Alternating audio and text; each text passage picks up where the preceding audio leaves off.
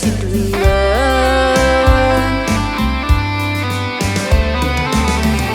ကဲကြမဖလာတဲ့ကြောင့်တရားတွေပြန်ဆောင်ခြင်းတော့လဲဆုံးမမရှိတဲ့မေတို့ဘဝချီနေစီမုံတွေလဲခပ်ပြီးကိုရင်နဲ့မမေးလဲမရှိဘူးကိုရမငိုကြွေးလို့နေမယ်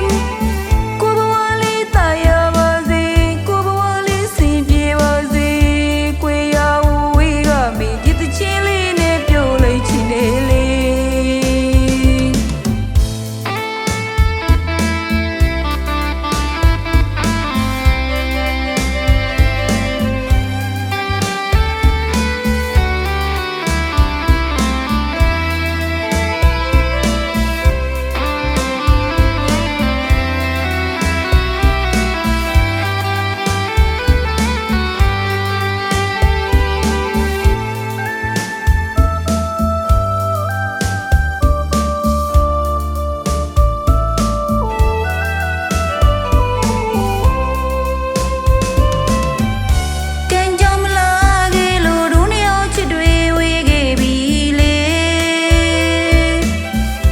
တာတရားစေးလည်းမရှိသလို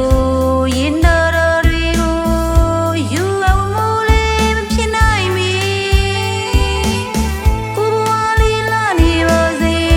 တော်ရဝေးကမင်းကိုကြွေးနေစတောင်းပေးမယ်လေ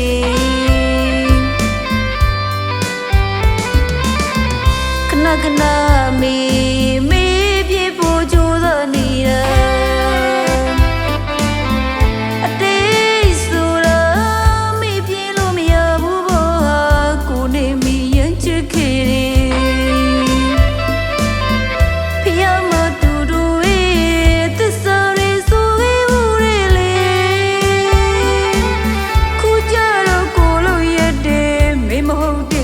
ရင်ဝင်ပြောနေသွားတဲ့ထိတ်ကချစ်သူရဲ့